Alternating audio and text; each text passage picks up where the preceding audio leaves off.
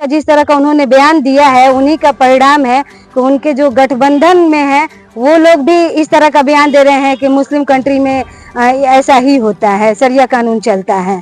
तो ये बहुत ही निंदनीय है और मैं यही कहूंगी कि राहुल गांधी को संसद में नाक रगड़कर माफी मांगना चाहिए। गांधी को संसद भवन में नाक रगड़कर मांगनी चाहिए माफी। जी हाँ, यह हम नहीं कह रहे, यह विनायक सामाजिक महिला संस्था के सचिव एवं भाजपा नेत्री संध्या पांडे ने कहा।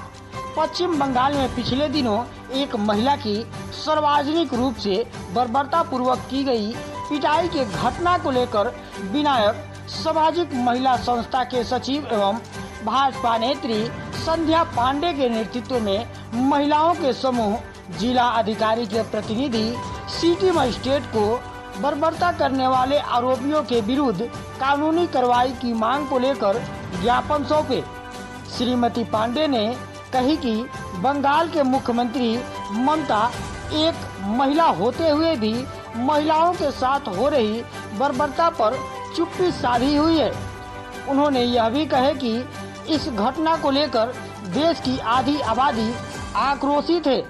घटना के लिए जिम्मेदारों के खिलाफ बंगाल सरकार कार्रवाई नहीं करती है तो इससे देश की आधी आबादी आंदोलन के लिए बाध्य होगी। ज्ञापन सौंपने वालों में सुनीता तिवारी, प्रियंका दुबे, गीता वर्मा, देवांती वर्मा, अनुपम सिंह, अनीता राय, उषा देवी सहित सैकड़ों महिलाएं शामिल रही। आइए सुनते हैं इस संबंध में भाजपा नेत्री संध्या पांडे का क्या कहना है। अपना एक बार बता दीजिए। मैं संध्या पांडे विनायक सामाजिक सेवा संस्थान की प्रबंधक हूँ। आज सीएम ऑफिस आई हैं, हाथों में पत्रक है, क्या है मामला? मामला ये है कि जिस तरह से पश्चिम बंगाल में महिलाओं के साथ उत्पीड़न का घटना लगातार आ रहा है, महिलाओं को जिस तरह से निर्वस्त्र करके तमाम तरीके से उन्हें प्रताड़ित किया जा रहा है। अभी पहले भी जलाने की घटना आई थी। अभी विगत दिनों एक महिला को, एक लड़की को सार्वजनिक तौर पे पीटा गया है। ये ममता बनर्जी के पार्टी से, तृणमूल कांग्रेस के पार्टी से पीटा गया है। अभी आप पत्रक दी डीएम साहब को, क्या आश्वासन मिला? अभी ये माननीय राष्ट्रपति महोदया को भेजा जाएगा। पत्र के माध्यम से क्या मांग किया गया है? कैसी तरह मांग ये किया गया है, राष्ट्रपति महोदया से मांग किया गया है कि वहाँ पे राष्ट्रपति शासन लागू किया जाए और ममता बनर्जी जो भी वहाँ का शासन है उस पर सख्त कार्रवाई की जाए कि इस तरह से महिलाओं के साथ सार्वजनिक रूप से इस तरह से लड़की के साथ मारना, ये कौन सा न्याय है। वहाँ के स्थानीय विधायक ये स्टेटमेंट दे रहे हैं कि मुस्लिम स्टेट में ऐसा ही होता है। तो मैं आप लोगों के माध्यम से ये पूछना चाहती हूँ कि क्या भारत मुस्लिम स्टेट घोषित हो गया है?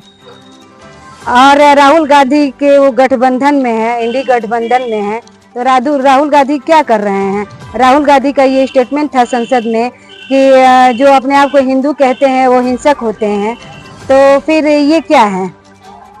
और क्या पत्र के माध्यम से आपने ये कार्रवाई की मांग कर रहे हैं? अगर सुनवाई नहीं होती है तो अगला कदम यहाँ से क्या होगा? पूरे देश में महिलाओं में आक्रोश है और इसके लिए महिलाएं आंदोलित होंगी, इसके लिए महिलाएं आवाज उठाएंगी कि कहीं भी पूरे भारत देश में कोई ये मुस्लिम कंट्री नहीं है जो शरिया कानून से देश चलेगा। और दूसरी बात है कि राहुल गांधी खुद कंफ्यूज हैं कि उनकी, जैसे कि माता जी हिंदू धर्म से हैं और उनके पिताजी मुस्लिम धर्म से हैं, तो खुद अपने आप में वो कंफ्यूज हैं और नहीं समझ पा रहे हैं वो।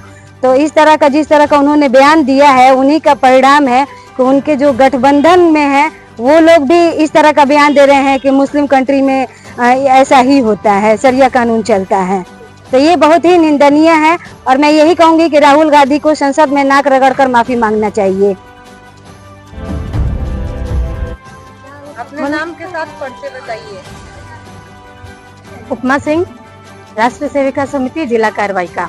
जिलाधिकारी के यहाँ क्या मामला है? यहाँ मामला जैसा कि दीदी ने अभी बताया कि तृणमूल कांग्रेस की तरफ से उनके विधायक द्वारा जो भर्त्सना की गई है वह अत्यंत निंदनीय है और इससे पूरे भारत में, हालांकि यह जो भी न्यूज़ है वह मीडिया द्वारा नहीं दिखाया जा रहा है, जिससे बहुत कम लोगों को ये जानकारी मिल पा रही है। और इस तरह की चीजें अच्छी बात है कि एक तरह से सोशल मीडिया के माध्यम से प्रचारित हो रही हैं। जो चीज मीडिया को दिखाना चाहिए वो सोशल मीडिया के माध्यम से थोड़ा प्रचार प्रसार हो पा रहा है। और मैं मीडिया के बंधु भगिनियों से आग्रह करूंगी कि इस चीज को मीडिया पे अवश्य दिखाना चाहिए और इतने बुरे और घृत कार्य के लिए प्रचार प्रसार बहुत आवश्यक है। और इस पूरे चीज के लिए अप्रत्यक्ष रूप से हमारी जो समिति है, जिसकी हम सेविका बहनें हैं, राष्ट्रीय सेविका समिति, अप्रत्यक्ष रूप से इन सभी मामलों पे कार्य करती है और करती रहेगी। पत्रक किनको सौंपा गया, पत्रक के माध्यम से क्या मांग की गई? पत्रक चूंकि जिलाधिकारी महोदय से आज भेंट नहीं हो पाई है तो सिटी मजिस्ट्रेट सर को दिया गया है और मांग उनसे यही की गई है कि ऐसे कार्य जहां कहीं भी छोटे स्तर से लेके या बड़े स्तर पे किसी के द्वारा किया जाता है तो उसके जाता है, कहाँ का कार्य है, थोड़ा बताएंगे? ये निंदनीय कार्य जो हुआ है कि एक मुस्लिम बंधु के द्वारा हिंदू परिवार के एक बेटी को और एक युवक को मारा गया है। ये पश्चिम बंगाल की घटना है। वहाँ पे इनकी सरकार है जो ममता बनर्जी जी की, तो लगातार ऐसी घटनाएं सामने आ रही हैं और उनकी सरकार की तरफ से इस पे कुछ नहीं किया जा रहा है। और यह एक महिला होते हुए भी उनके द्वारा कुछ नहीं हो रहा है, अत्यंत विचारणीय और निंदनीय है। जहाँ तक हमारे भारत में प्रधानमंत्री जी महिलाओं को जो आरक्षण मिला है, आत्मनिर्भर के लिए हमेशा कानून भी बना है, तो कैसे महिलाओं को अपने सेफ्टी के लिए आगे बढ़ना चाहिए? ऐसे स्थिति में तो महिलाओं को स्वयं के लिए जागरूक होना पड़ेगा और कुछ जो जैसा कि हमारे समिति में महिलाओं को प्रोटेक्शन दिया जाता है और उनको अपने आत्मनिर्भर बनाने के लिए उसके साथ साथ अपनी आत्म सुरक्षा के लिए बहुत कुछ ऐसे छोटे बड़े टिप्स सिखाए जाते हैं। तो उससे हम प्रयास करते हैं कि इससे बालिकाएं, महिलाएं बहुत ही काफी कुछ अपने आत्मरक्षा के लिए कुछ कर पाएंगी। क्या यहाँ से अगर मैं इस पत्र के माध्यम से अग्रिम कार्रवाई नहीं होती है तो यहाँ का महिला संगठन आगे का क्या कदम उठाएगा? आगे का दीदी के संस्थान के थ्रू फिर आगे हम लोग विचार करेंगे कि उस पे क्या करना है। हम लोग के चैनल के माध्यम से आप लोग महिलाओं को, बच्चियों को क्या कहना चाहेंगे? महिलाओं और बच्चियों को हम लोग कहना चाहेंगे कि किसी के भी जालसाज में न फंसे और जिस तरह से एक मूवी के माध्यम से जिस तरह से एक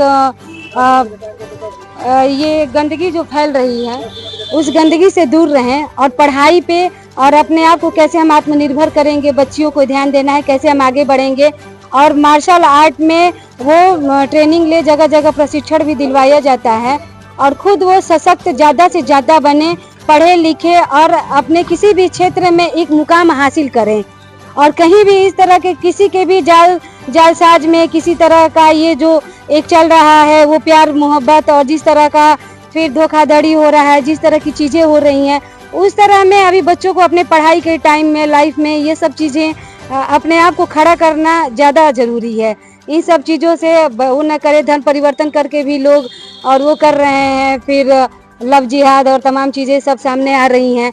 तो इस तरह की चीज़ें ना आए, जागरूकता ज़्यादा ज़रूरी है, घर परिवार को भी ध्यान देने की ज़रूरत है और लड़कियां जागरूक रहें, सचेत रहें। कहीं ना कहीं इसमें माता पिता का भी रोल होता है, अपने बच्चों का कंट्रोल, क्या इसमें कहना चाहते हैं?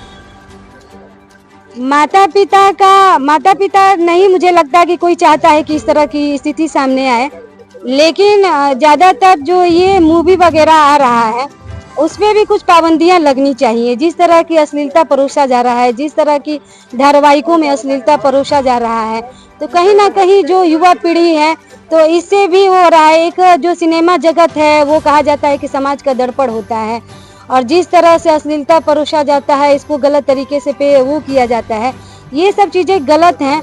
और गार्जियन को भी पैनी निगाह बना के रखना चाहिए, उस पर वो करना चाहिए।